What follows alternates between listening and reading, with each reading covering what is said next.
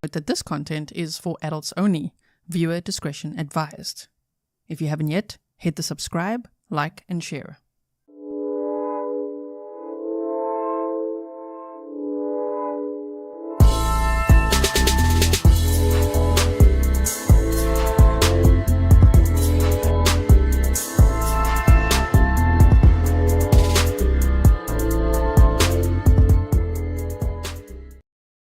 Hello everyone and welcome back to another live stream with me, Grizzly. This is Grizzly True Crime, and today we are going to Minnesota to discuss quite the case that's just been in the news. I'm going to read you the criminal complaint and we're going to have a look at what happened here. It's unbelievable, where a brother, a 23-year-old guy, murdered his pregnant sister and dismembered her. Like, what? He's busy recovering in the hospital from a neck laceration that he gave himself. And once he is discharged from the hospital, he's going to be put into jail on a $2 million bond with conditions, or a $1 million bond without conditions, is what it says. So thank you all for being here. Welcome to all my moderators. Thank you so much for everything you do. Welcome to all my patrons, members, subscribers, anyone that's new over here. Really appreciate all of you. I'm looking forward to read your comments after the stream. Leave a comment below once we are done. Okay, so Rob says, hello G, here in Minnesota. Rob, this happened in Minnesota. Can you believe it? So I've got the map here for us because it was around this area, this Encina Path area. It looks like a nice little neighborhood with like a little pond in the middle here. Here's also, it's called East Lake. And then the area as well, north of it is Rosemount. Okay, so we're going to look at that. Please like and share so that others know we are live. So sorry for the delay if anyone wasn't watching the sentencing in another case. I was over there with many of you, so thank you for chatting there. I was watching on East Idaho News, and Chad Daybell, wow, he was sentenced to death. Oh my goodness. So that is the reason for the delay if you were waiting for the live stream. Right after this, we're going to have a members only stream. So if you are a YouTube member, this should take you there. If it doesn't, don't worry. I'll post a link afterwards for you as well, like while I'm doing the outro, and it's on the community tab. All right. Beverly, thank you for being a member for 13 months. Oh my goodness. Okay, so now let's have a look at this. We've got the maps, right? And I wanted to show you some clips. Let me just play this for you. We're just going to look at some of these, and then I'm going to read you the criminal complaint, because that's really where all the details are. And yes, trigger warning. Wow, it's a really scary case. Okay, so I hope I don't have to boost it. If I do, I will. Let's have a listen. For Bethany Israel, family say she was having dinner with her brother, Jack Ball, when she was killed last week. She was around 18 weeks pregnant at the time. And tonight, that brother is now charged with her murder. Richard Reeve joins us live from Lakeville tonight with what we're learning about the investigation in this awful situation, Rich. Yeah, Lindsay, in court documents, police say they found papers written by Ball. He said he was angry that his sister got pregnant. Neighbors say they've never seen a case like this. Flowers, a cross, and a message of prayer outside this Lakeville home, where Bethany Israel, shown here with her husband Josh, was killed. I would never imagine anything like this happening here. Court documents say the 30-year-old went to have dinner here Thursday with her brother, Jack Ball. When family members did not hear from her, Israel's mother told police she drove to the home, saw Ball quickly leaving, and called 911 when she found blood inside. Cindy Bond lives across the street. My husband heard a female, he thought it was a female scream, and then, like probably a minute thereafter, I heard shouting and the car peel out. Prosecutors say arriving officers found multiple weapons and what appeared to be body parts.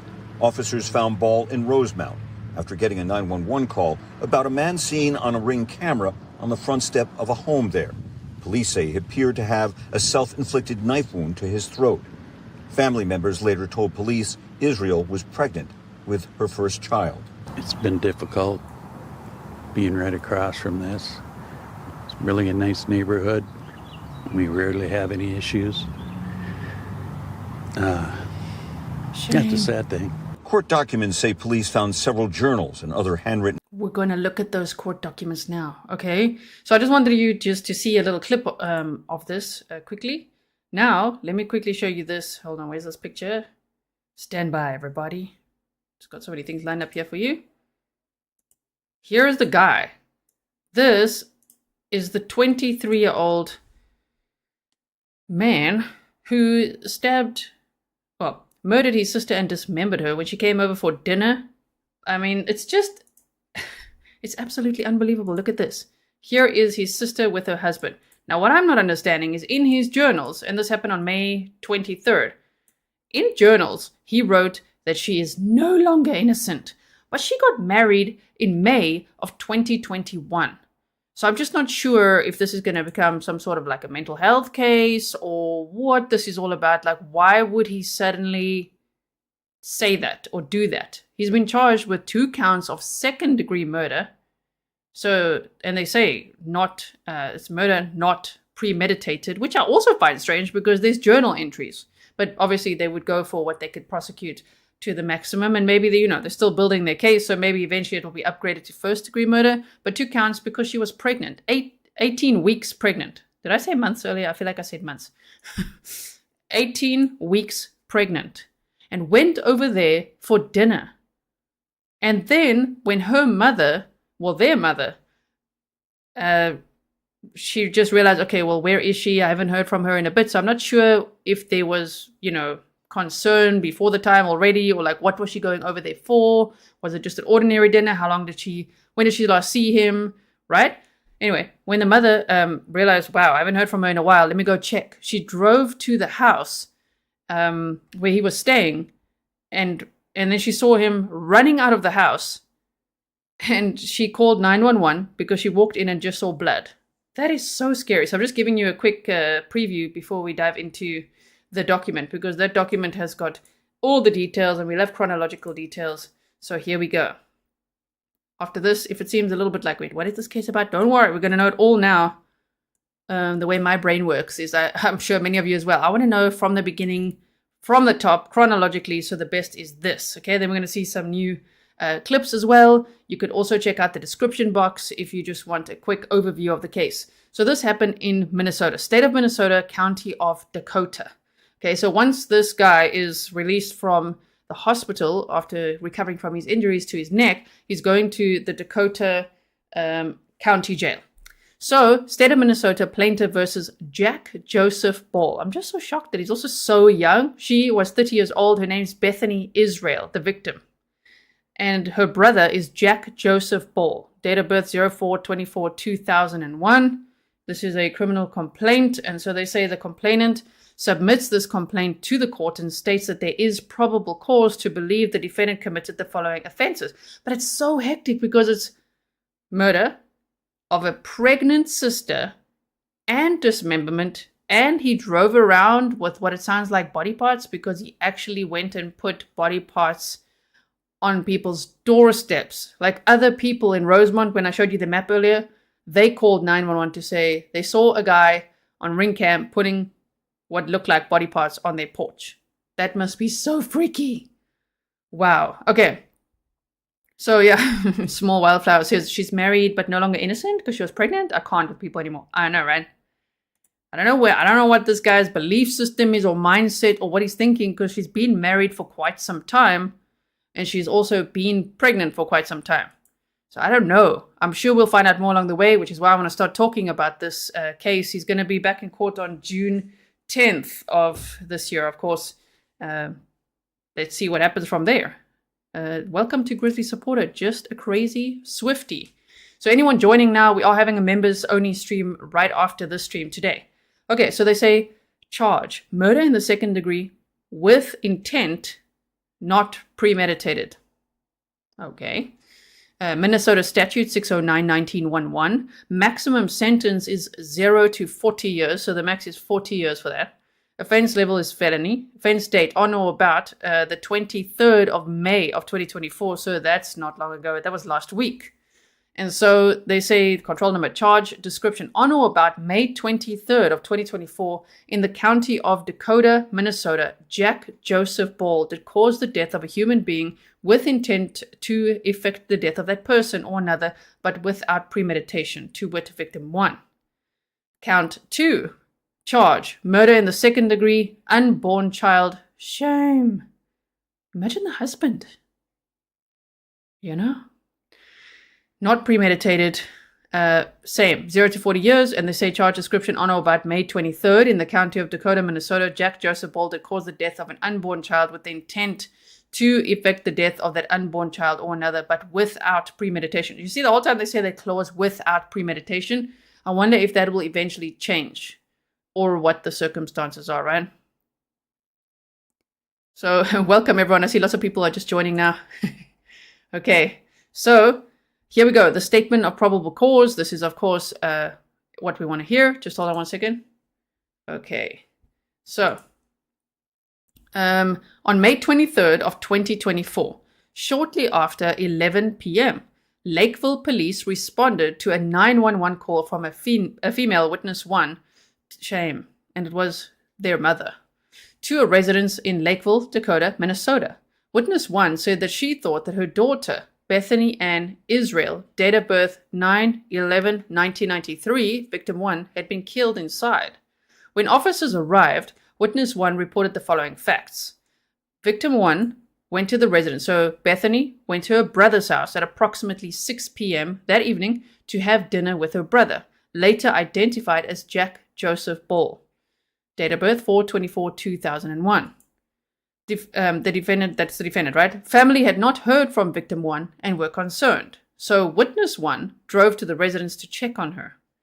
I find that interesting as well.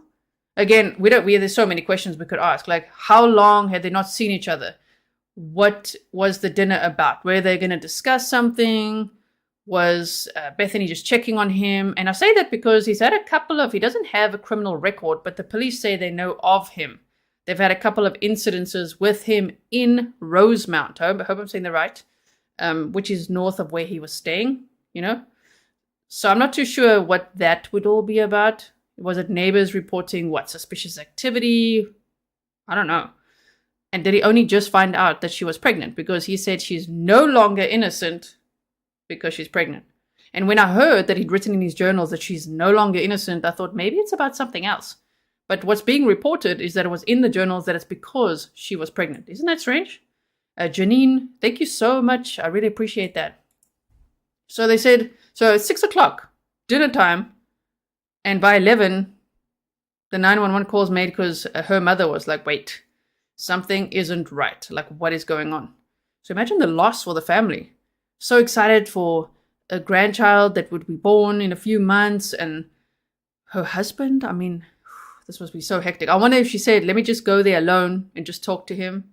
You just never know, right? Okay.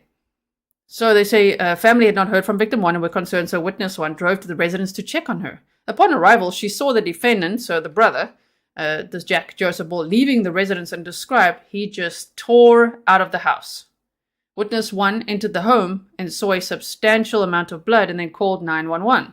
Also, good that he didn't hurt his mother too in that state. He just tore out the house. Off he went. So they said officers entered the residence and observed a large pool of blood in the kitchen. So, okay, trigger warning for this because it gets really gruesome. It's really terrible whatever happened here. They say officers entered the residence. They observed a large pool of blood on the kitchen floor, under the sink, and on the sink cabinets. Additionally, they observed a bloody saw, hatchet, and large bloody knives. As they continued moving through the house, they saw a knife on the living room floor near the staircase that led to the second level.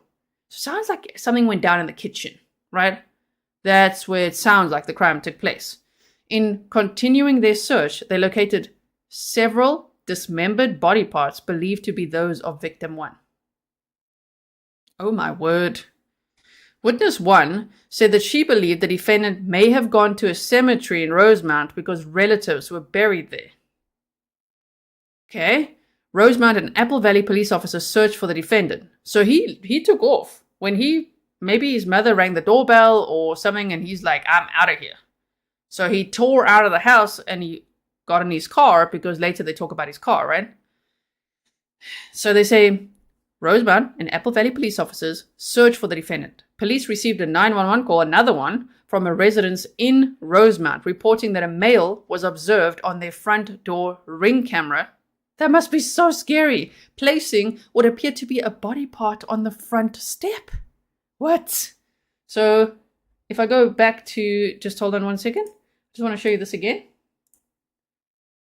Here. So, he was in a home here. I don't know if he was living alone or what. 23 years old. Don't know what he was doing exactly, right? Oh my goodness. Majestic Unicorn. Thank you for upgrading to Super Supporter. So he was around here at the house number was actually 17080. And then took off and went north to this Rosemount area. Here's the Rosemount High School. I think he went to the high school actually. And somewhere in this area is where they found him and his vehicle, and he was all covered in blood, and he'd been around there putting body parts on people's porch. What? Okay, so back to the document. They said, when officers responded to the Rosemount residence, they located a dismembered body part believed to be that of victim 1. The responding officers observed the defendant's car parked in a nearby driveway. Like, what a dumbass, right? What a dumbass. Can you believe it? So Kelly S. said, I would say he's known to the police due to previous mental health breaks. Very interesting. If anyone has any more information about that and you want to email me, I keep all my sources anonymous. My email is grizzlytruecrime@gmail.com. Jackie said the mum must have had some misgivings about the brother to check on the daughter. That's the thing. She must have been worried, right? Like, oh crap, it's been a few hours now. Haven't heard from her. What is going on? So they said they found the defendant's car parked in a nearby driveway. So just picture it. I'm sure, I mean, we're all visual learners over here, and I tried to visualize everything to completely understand, like, wait, what? So he tore out the house. He got in the car. He's all bloody, and he's driving around with body parts. Like, he tore out the house with body parts? Or he already loaded in the car? Or what? It's almost like that Maxwell Anderson guy, right? Little bit like that Sade Robinson case. But this is his sister, of course. This is his sister. So not a stranger, knew his sister his whole life. And off he goes. And then he stops at people's houses to put body parts on their front doorstep. I can't even. And then he sits in his car. So they say that they observed the defendant's car parked in a nearby driveway. The defendant was located near a shed in the backyard of the residence at which his car was parked. Parks the car, bolts into someone's freaking yard, and then he hides there behind a shed. The defendant was covered in blood on his head, shirt, arms, legs, and pants. They also observed what appeared to be a self-inflicted knife wound across his throat. The defendant, though, was able to communicate with officers and accurately told them the date, time, name of the current president. So obviously they're asking him that also to check, is he in a state of psychosis, or like, is this guy all together? Like, hey, buddy, what's the date today? What's the time? Who's the current president? Wow. Okay. So, Caroline, your comment caught my eye. You're like, not fair to jump to conclusions. There may be an innocent explanation for body parts in your car, right? Right? Oh my goodness. Yes, it also reminds me of Taylor Shea Business. Do you remember that one? Taylor Shea Business also drove around with body parts just like in her car. I mean, what was this guy on? If this is a completely sober case, damn, like, what's his mental health? What is going on here? Okay, so he told them all these things, the date, the time, the name of the current president. Upon searching the area, now here, because you see, here is the Rosemount area. So they found a dismembered body part on someone's front porch. Then we'd call that a stoop in South Africa. On someone's stoop, they found a body part. Then when they find him, they see there's his vehicle. Where is he? They're looking in this. Imagine being that person. It's your property. He's in your backyard, covered in blood. And then they look around the area and there's body parts. What? Oh my goodness. So Upon searching the area, the police found several dismembered body parts they believed to be those of victim 1. Investigators of the Lakeville Police Department learned in speaking with family that victim 1 was pregnant with her first child, victim 2. Additionally, while investigating the crime scene, they discovered several journals and other handwritten paperwork belonging to the defendant. In his writings, the defendant wrote that he was angry that victim 1 was pregnant and no longer innocent. That's weird. That's a little weird, dude. Like, what is going on here? Sure. Let me see if I'm just missing any comments here. Yeah, I'm wondering if this will now be, you know, like a case of mental health. I don't know if he'll plead insanity or something like that. But the without premeditation, I mean, where was his mind at? I don't know. We don't know about his mental health yet. So they said he was angry victim 1 was pregnant and no longer innocent. Right. An autopsy was performed by now, am I saying this right? Any locals in chat? Rob? Hennepin County Medical Examiner's Office. Shame. Imagine that autopsy, because it's of like multiple body parts, right? The medical examiner determined that the manner of death of victim 1 was a homicide and that she died as a result of complex homicidal violence. The medical examiner also confirmed that victim 1 was between 17 and 18 weeks pregnant with victim 2. Shame, man. She's been married since May of 2021. They must have been so excited for their first child. My goodness. Phoebe said, the dude's just off his rocker, no longer innocent. Yeah. He's no longer, he is innocent until proven guilty. But it's weird, that projection, right? Just like, she's no longer innocent. And murder makes it okay? Like, what is going on here? Heidi says, oh, I know Hennepin County. Okay, nice. Hennepin. Peggy says it makes you think if he was sexually abusing her in the past, or even, I don't know what, fantasizing, ideating. I don't know if he thinks that he owned her or what it is, or if there's like a voice in his head saying, I don't know. There's a lot that could happen here from this, right? So they've got the signature and approvals, of course, the finding of the probable cause, the order of detention over there, and they've got he's on a $2 million bond with conditions, or a $1 million bond without conditions. So, and currently apparently in the hospital. So now, let's bring this back up here. Scary, huh? Isn't that so scary? Oh my goodness. So one more time, let me bring up this picture for you so you could just see him. Jack Joseph Ball. Look at this guy, 23 years old. Shame. Kills his 30-year-old sister, Bethany Israel. You know, and I almost wonder if she was like going to check on him, make sure he's okay, maybe his mental health, maybe the family, of course, knew it wasn't okay, and maybe they took turns to check on him. But I don't know what went on here. Oh, thank you so much. Angel Baby says, yes, you are saying it right. Thank you. Thank you so much. I really appreciate it. Okay. Other locals also. Kevin says, yes, you said it right. Thank you so much. I mean, sure. When I look at this guy, I don't know. I don't even know what to think. I'm like, what are you doing? What is going on? So let's bring up some clips and things that I've got for you. We showed you that one already. Okay. I might as well boost it, just to make sure. Here we go. Okay. Bill, where tragedy struck a young couple. 30-year-old Bethany Israel and her husband Josh were expecting a baby, according to her friends. Dakota County prosecutors Tuesday charged Bethany's brother with her murder and that of her unborn child. Well, today, friends are sharing more about their loss, calling Bethany a precious soul. Eric Shalou sat down with them and joins us now with more. Well, the victim's friends shared with us memories. Bethany Israel, in the life she touched, is a high school and club team volleyball coach. Her friends didn't want to talk about how Bethany's life ended in tragedy, but instead on how her life was lived to the fullest. Everybody loved her so much. Bethany Israel's smile is one her close friends say they will always cherish. She always had a smile on her face, no matter what kind of day you were having.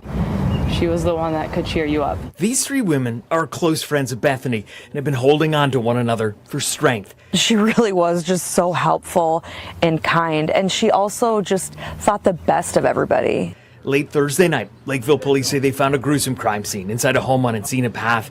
Investigators say Bethany, age 30, from Bloomington, was the victim of homicide.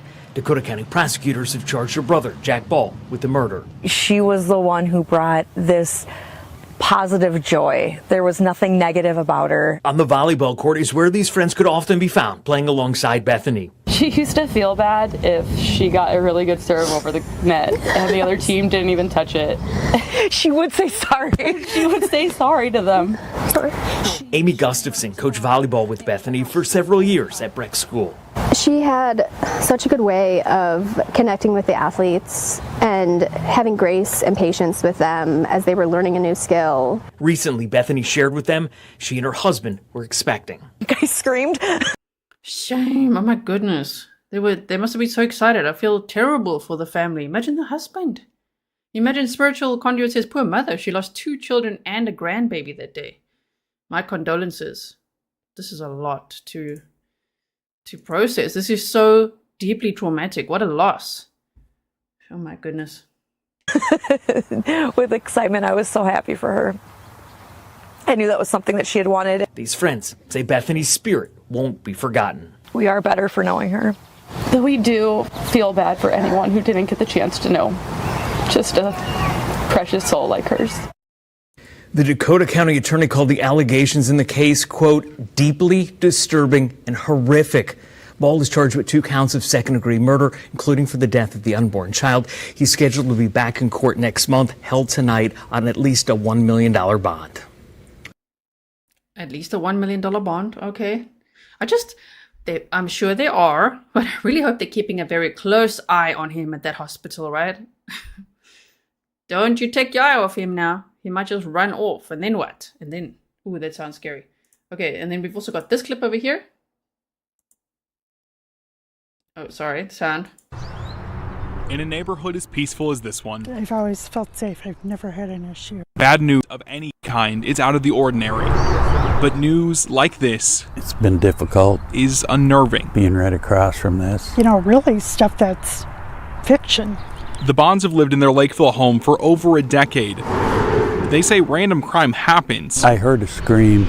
Nothing That was around 11:15. like this. Then we had the BCA here all day on Friday. Just after 11 p.m. last Thursday, Lakeville police responded to this home off Encina Path. Probable cause documents show that a woman called after she hadn't heard from her daughter, Bethany Israel, who was 17 weeks pregnant. That woman says Israel went to have dinner with her brother, Jack Ball, around 6 p.m. After they hadn't heard from Israel, they drove to the home to check on her, where they say they saw Ball quickly leaving. When she went inside, the woman says she saw a, quote, substantial amount of blood. Inside, officers found several bloody weapons and tools, along with dismembered body parts believed to be Israel's. Israel's mother told officers she believed Ball had gone to a cemetery in Rosemount because relatives were buried there.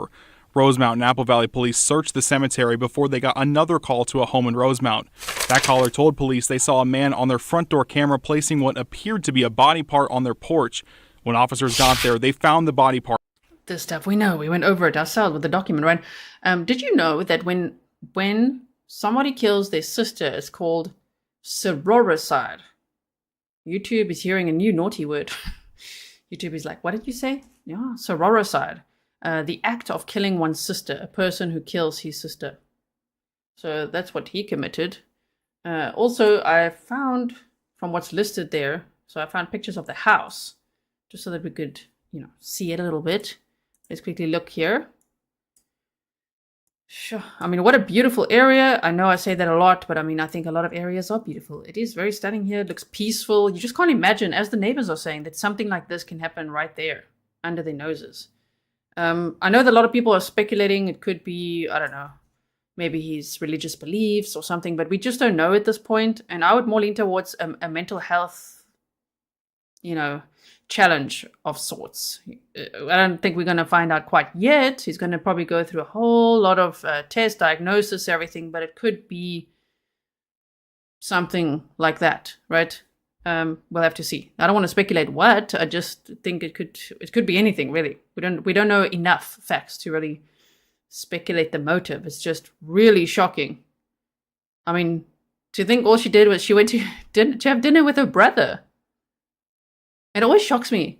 Like, I don't know why, but I suppose it makes sense. But when a woman is pregnant, like, it really feels like no one would hurt them, right? Like, who on earth would do that? Who would do that? Who would be that cruel? Yeah, some people do. Her own brother. And I mean, that's the reason. The journals say that he did. And I wonder when he wrote in those journals. Are there more entries? Was it only from that day? Is it afterwards?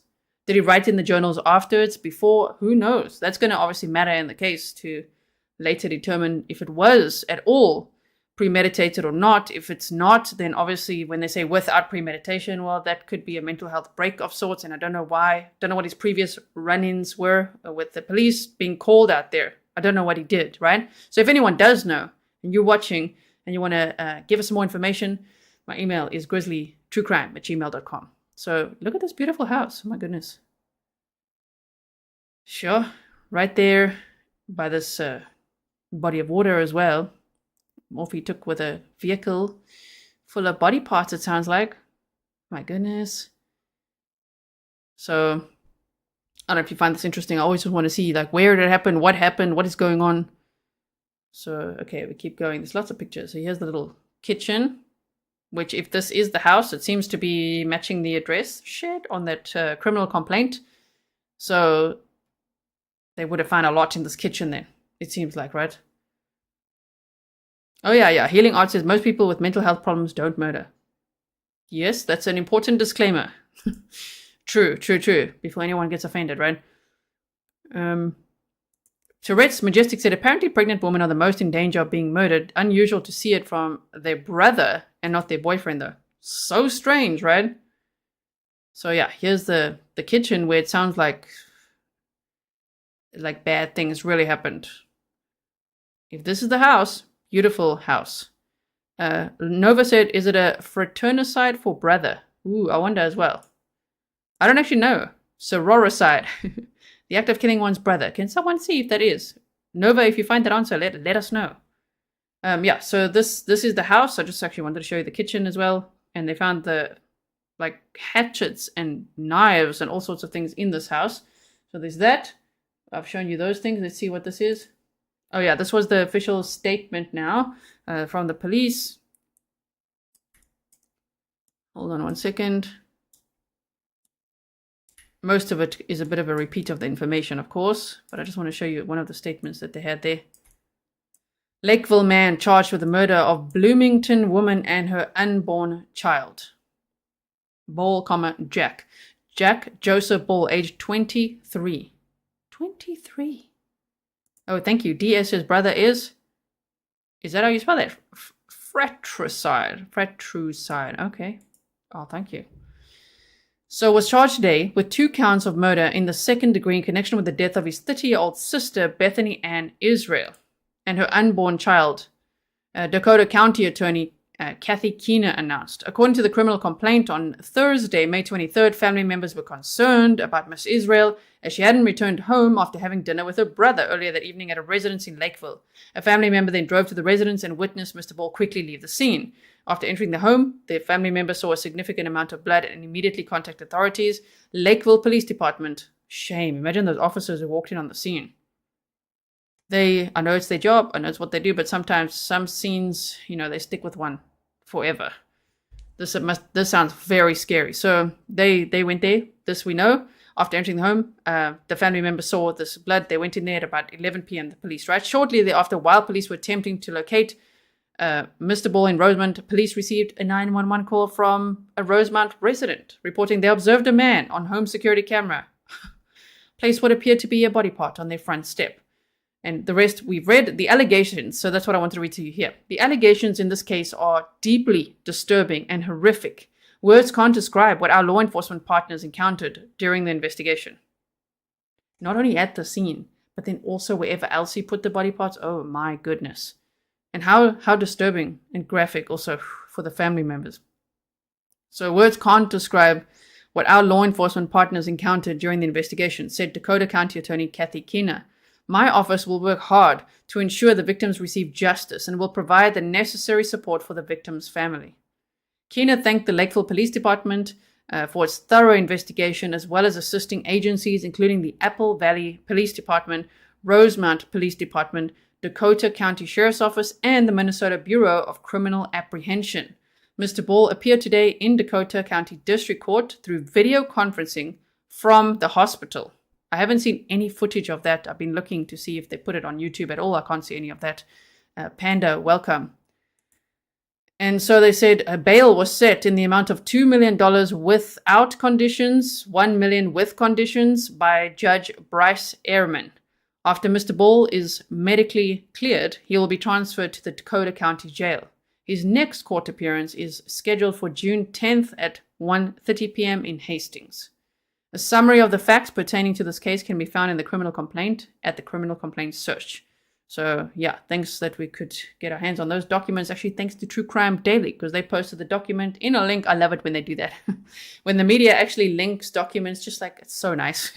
So I always like to say thank you to them. Thank you for linking the documents. Otherwise, it's a huge hunt to find them. And sometimes, of course, it's weekends. Sometimes you can't get hold of them. I think Minnesota's pretty good. You can normally get documents there. But still, I'm always grateful when they do that. There was one other bit here where I found this little note on this independent article, independent.co.uk, which I'm just quickly trying to resize for you. So we go like this. What advert does it want to play for us? We don't want it. Okay. So they said, Ball does not have a criminal history, court records show, and the complaint did not note any mental illness issues in his past. However, Rosemount Police Chief Mikael Dahlstrom said that Ball used to live in Rosemount, which is interesting because he went straight there. Which also tells me, I mean, obviously, it's obvious to say his mental health was not okay based on what he did. But like, damn, okay, he went to like his familiar place, you know what I mean? So he doesn't have a criminal history, but, and the complaint did not note any mental illness issues in his past. However, Rosemount Police Chief Mikael Dahlstrom said that Ball used to live in Rosemount and his department has had previous interactions with him. I wonder what those calls were about. You know, what did people see? What did they hear? What was he doing? Who knows? Beach Girl, yes, this suspect is already in custody at a hospital, which is why I say they better keep a close eye on him. I'm sure they are. I'm sure there's police officers stationed right there. But we've seen a few cases, even ones when it's like, you know, there's fugitives on the run. I can't remember their names, but during the Danilo Cavalcante case, there were other cases at the same time of manhunts going on where, you know, suspects were in a hospital being treated for something, and then the next minute they make a run for it. So that better not happen. Keep an eye on this guy. So that most recently, Rosemount police responded to a mental health call for Ball in 2022. So that's a little while ago, but okay. Local outlet Twin Cities reported, citing comments made by Dahlstrom. Following her death, Israel was remembered as a cherished wife, daughter, sister, and an expectant mother who was also a beloved figure in the volleyball community. Her love for life, her family, and the friendships she nurtured are the legacies that she leaves behind. A GoFundMe page reads, as a beacon of warmth and generosity, Bethany's absence leaves a void that cannot be filled. I feel bad for every family member. I just feel especially bad for her husband. They were probably so excited to have their first child. Oh my goodness. So there is a GoFundMe that I have linked for you if you want to read it, if you want to support the family. They said it's with profound sorrow that we announce the untimely departure of Bethany Israel. I always like to read these because they tell us just a little bit more about the victim that I can't really find elsewhere. So they said, who left us on Thursday, May 23rd of 2024. Just like a random Thursday night, just going for dinner at her brother's house. Can you believe it? Yeah. Raymond Rains says, Cavalcante, aka Snappies. Yeah, a little snappy with his shoesies. So they said, Bethany was not only a cherished wife, daughter, sister, and an expectant mother, but also a beloved figure in the volleyball community. Bethany's radiant spirit and unwavering kindness touched the lives of all who had the privilege of knowing her, as we saw her friends talk about her, right? Her love for life, her family, and the friendships that she nurtured are the legacies that she leaves behind. As a beacon of warmth and generosity, Bethany's absence leaves a void that cannot be filled. In the wake of this immense loss, we are reminded of the financial hardships that often accompany such profound grief. to support Bethany's family during this challenging time. We are reaching out to the hearts and generosity of those around us. Your contributions will provide much needed relief to Bethany's loved ones as they navigate through this period of mourning and adjustment. Can you imagine this type of mourning? It is like, to even mentally process this is, I can't even imagine. I hope that eventually, if they ever do watch this episode, that they feel safe here with us to chat with us. Many family members do feel safe in this community to watch along with us or chat along with us. So I hope that they feel welcome here. So they said, every act of kindness, no matter the size, will be a comforting reminder of the community's solidarity and compassion. Please hold Bethany's family in your thoughts and prayers as they endure this difficult journey. We are immensely grateful for any support that you can offer. And then look at this picture. She's so beautiful. This was on May 6th of 2021. And I'm assuming it's her wedding day. Everyone was saying congratulations, and she looks so beautiful, which she absolutely does. Shame, man. Betrayed by her own brother. Oh dear. Yes, Pernille says families often watch along. Okay. Kevin Steiner said, I'll email you. Thank you so much. My email is grizzlytruecrime@gmail.com. If anyone has any information, I know many people just watch quietly. And so if you feel like, I don't know if I can or not, I keep all my sources anonymous. I will not be sharing your name, or, if there's something that you want to share with me, but you say, don't post it, I won't post it. I receive lots of things every day, much of which I actually can't really always share. But thank you for sharing it with me, because it might help for context, especially later as we follow these cases. Something later might make a lot of sense.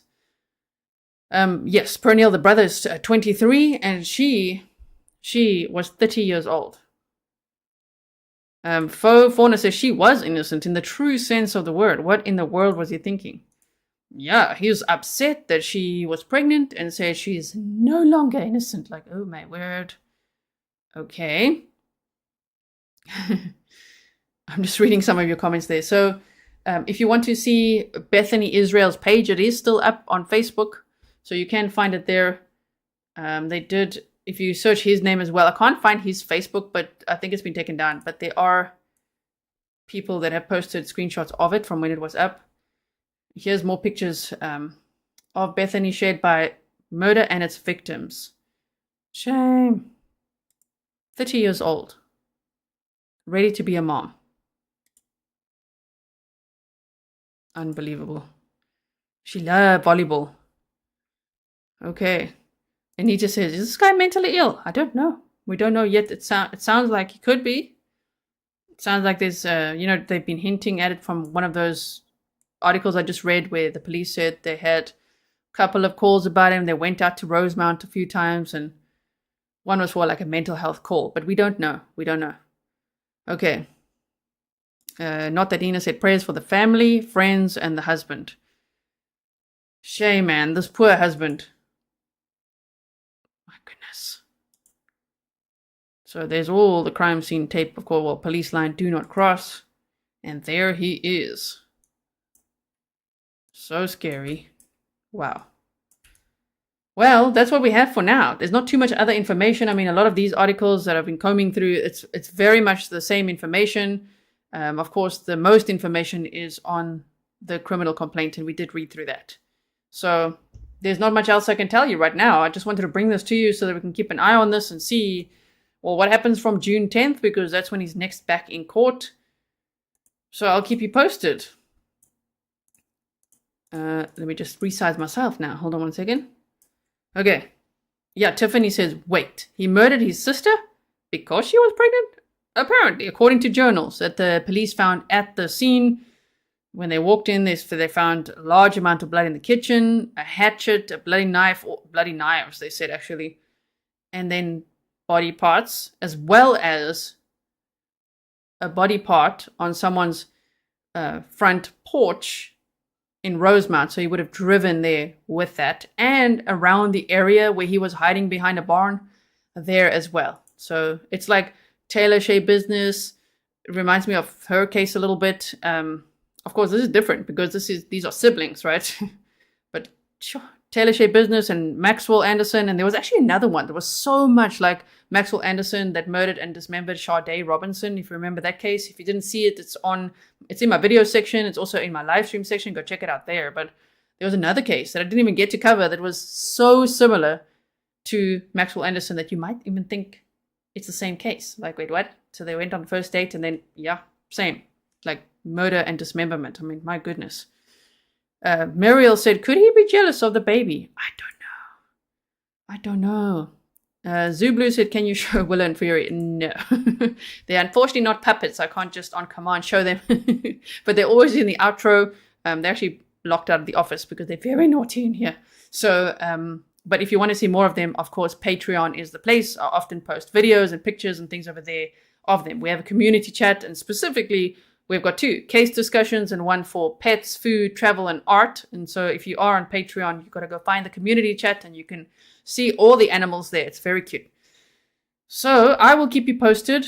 That's all I have for now. There's no press conference. There's nothing but a few clips. Criminal complaint. I'm so glad we had the document to clear up some of the what some of the facts are for now. And then the next court date will be June 10th of 2024. And sometime, anytime now, he should probably be released from the hospital and be taken to the Dakota County Jail.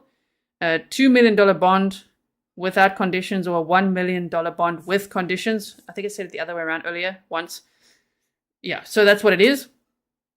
And the rest, the rest I've actually gone over with you. Yeah, and his journal said that she's no longer innocent. So keep you posted on that.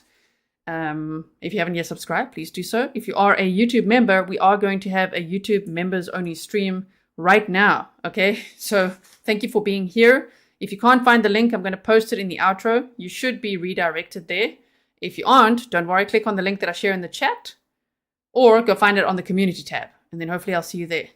I hope that you guys are having a wonderful weekend wherever you are in the world. Here in Switzerland, it's a little bit cold. Cold and rainy, but anyway, it's a good weekend so far, and I will see you all again very soon. Of course, if you didn't see Chad Daybell's sentencing, maybe go check that out, because oh my goodness, he was sentenced to death. Damn. Okay, that's what the jury decided. So he had no emotion whatsoever. All right, everyone. Thank you so much. Thank you, mods, and see you all again very soon. Bye.